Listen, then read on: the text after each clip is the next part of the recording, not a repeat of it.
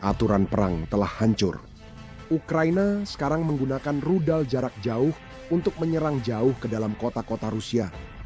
Dampaknya langsung terasa.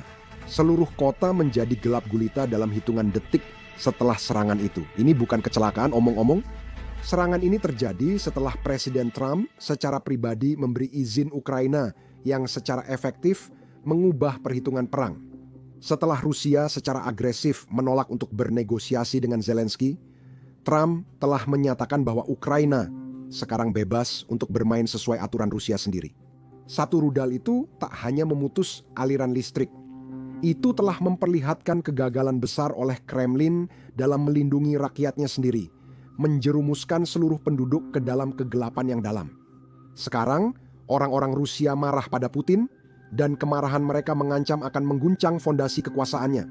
Inilah kenyataan barunya saat dia bersembunyi di bunker. Berikut adalah rekaman sistem roket HIMARS yang menghantam kota Belgorod di Rusia.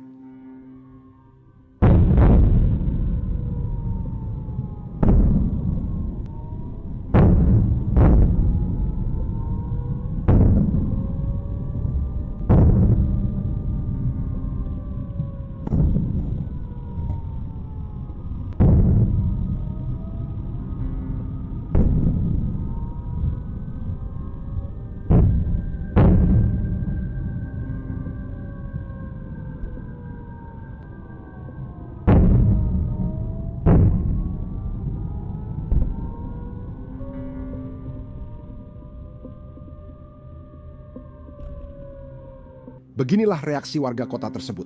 Perhatikan suara di sini. Di klip berikutnya, kamu bisa mendengar serangan terjadi dan layar menjadi gelap. Itu bukan hanya layarmu saja. Seluruh kota Rusia langsung lenyap dalam kegelapan akibat serangan Ukraina.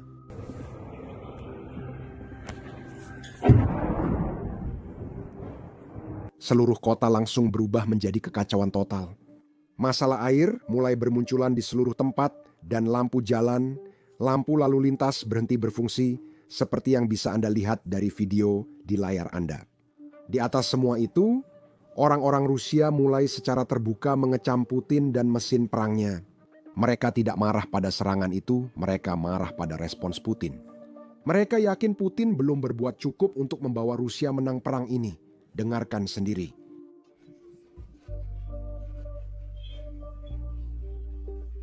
Kenapa semua orang diam? Kemarin, Belgorod HIMARS kacau balau. Belgorod terkena serangan rudal HIMARS kemarin. Tidak ada listrik selama berjam-jam. Bangunan tua tanpa cahaya. Listrik padam selama berjam-jam. Novi Oskol tanpa listrik, drone menyerang Belgorod. Wilayah Skaya, drone menyerang seluruh wilayah Belgorod, serta wilayah Bryansk dan Kursk. Peskov membahas keadaan ekonomi kita. Astaga, ekonomi apa? Orang-orang terbunuh setiap hari? Lakukan operasi kontra terorisme. Trump itu pemalas ya. Karena baginya Kerala pesta pora sudah biasa, dan dia tidak peduli. Sima dia mau kejikir serangan rudal jarak jauh. Apa kita cuma akan terus-terusan menerima omong kosong ini? Kenapa kami kita semet sampai fluctuations ini yang kalian beno undak kawan yang sekarang akan menunjukkan dat keberadian tidak tutup perbatasan. Kita punya segalanya, kita punya semua logam, tapi entah kenapa, kita sama sekali nggak punya laras cadangan untuk senapan mesin. Mereka juga mesti terakhir kali mengganti laras di tank. Terus bagaimana dengan senjatanya? Jangan jual semuanya ke luar negeri. Sialan. Sialan, mereka punya semuanya konser, dansa, semuanya serba hebat. Mereka punya semuanya sialan konser, dansa untuk tahun baru. Dan orang-orang menulis petisi. Matikan listriknya teman-teman. Tunjuk Chief Technology Officer, matikan listriknya teman-teman. Tunjuk Chief Technology Officer. Kita sedang perang, semua orang sedang bertarung melawan kita. Ya, bukan kita, bukan rakyat, tentu saja, tapi mereka yang ada di pemerintahan. Karena warga Amerika Serikat benar-benar menekan mereka. Apa? Perang bagi mereka hanya pertempuran kecil dan pengorbanan suci. Meski 1000 orang, mereka tak pernah menyerah.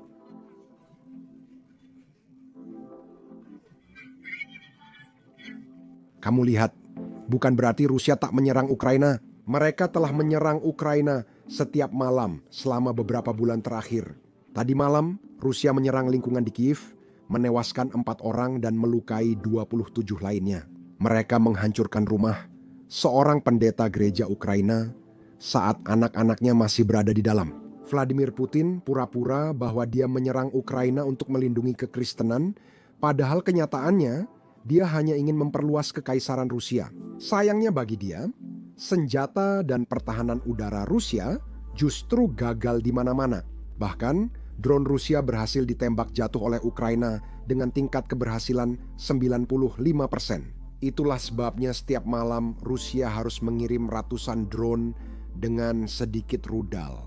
Akhirnya, rudal yang benar-benar menyebabkan kerusakan. Inilah alasan Presiden Zelensky baru saja memperingatkan Putin dengan tegas. Jika Rusia tidak berhenti menggunakan rudal untuk menyerang warga sipil, Ukraina akan terus menyerang infrastruktur energi Rusia.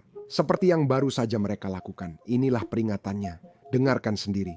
Rusia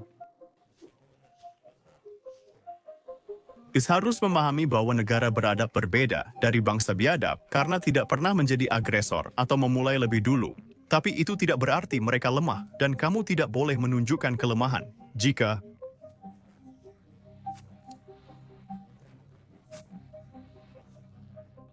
ada ancaman pemadaman listrik di ibu kota Ukraina, mereka harus sadar pemadaman juga bisa terjadi di ibu kota Rusia. Tentang apa sih yang kami bicarakan dengan Presiden. Yang ini adalah ringkasan singkat dari beberapa poin yang kami diskusikan dengan Presiden.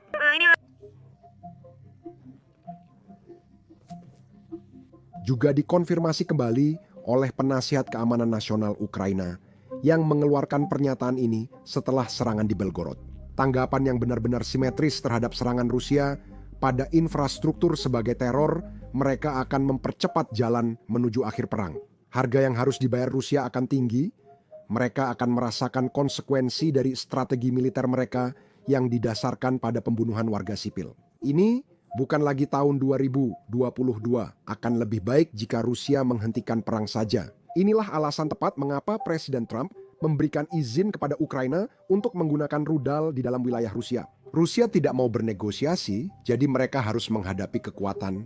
Ini Jenderal Keith Kalak, utusan khusus untuk Ukraina, yang mengonfirmasi hal ini secara terbuka di televisi nasional. Saya hanya ingin memperjelas, apakah maksud Anda ini adalah posisi Presiden bahwa Ukraina dapat melakukan serangan jarak jauh ke Rusia? Itu sudah diizinkan Presiden. Menurut saya setelah membaca pernyataan Wakil Presiden Vance, Sekretaris Rubio, dan dia jawabannya adalah ya. Gunakan kemampuan menyerang jauh ke dalam, tidak ada tempat perlindungan. Itu alasan saya mempercayainya. Baru minggu lalu dan telah dikonfirmasi bahwa Presiden Zelensky meminta Presiden Trump untuk mendapatkan rudal Tomahawk yang jika ini ada kedalaman. Itu adalah sistem yang sangat bagus. Amerika membuat sistem terbaik di dunia. Apakah kita akan memberinya Tomahawk? Nah, keputusan belum dibuat meski sudah diminta oleh Presiden Zelensky seperti dikonfirmasi unggahan Wakil Presiden Vance. Keputusan tetap ada di tangan Presiden. Bot Rusia dengan cepat berteriak eskalasi, tapi mereka lupa bahwa Rusia menggunakan rudal Iran dan Korea Utara untuk menyerang Kiev setiap malam. Putin tampak lupa bahwa dalam perang, jika kamu mengebom, kamu juga harus siap dibom. Faktanya, Rusia tidak memenangkan perang, sehingga yang tersisa hanyalah perang informasi. Mereka ingin memastikan Ukraina tidak pernah mendapatkan dukungan yang cukup untuk benar-benar menembus garis pertahanan Rusia. Dan itulah alasan utama mengapa mereka memiliki jaringan bot yang sangat besar di platform media sosial Amerika seperti Twitter dan YouTube.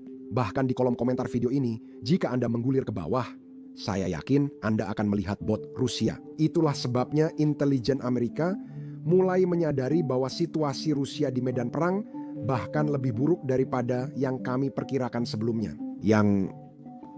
Informasi terus-menerus yang dia dapatkan yang benar-benar bagus dari badan intelijen, dari Menteri Luar Negeri sampai ke bawah, menunjukkan kepadanya bahwa Rusia tidak memenangkan perang ini. Jika mereka menangani perang di ini, mereka sudah di Kiev, Odessa, dan melintasi sungai Dnieper. Kami menambah 2 sekutu NATO baru. Nah, misalnya Finlandia telah menggandakan panjang perbatasan yang harus dijaga Rusia. Kami juga menambahkan Swedia, negara maju teknologi terutama dalam persenjataan. Jadi di sinilah saya pikir mereka punya kesempatan untuk menantang Rusia dengan jauh lebih agresif jika mereka memilih dan melakukannya, dan mereka punya sistem persenjataan untuk itu.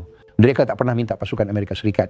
Mereka tidak ingin pasukan Amerika Serikat turun hanya butuh persenjataan, kemampuan, dan wewenang memakainya. Dan jika mereka melakukan itu, saya rasa itu akan diterima dengan cukup baik. YouTube Baru saja YouTube mengumumkan sesuatu yang mengejutkan. Mereka membayar kreator sebesar 64 juta dolar per hari. Kenapa? Karena YouTube tidak memiliki cukup kreator. Itulah mengapa kamu melihat video di beranda yang penontonnya kurang dari 1.000, seperti yang satu ini. Tentu saja, ini bukan berarti semua orang harus mulai membuat channel. Tapi kalau kamu pernah berpikir untuk memulai channel YouTube atau channel tanpa wajah, sekarang adalah waktu yang tepat.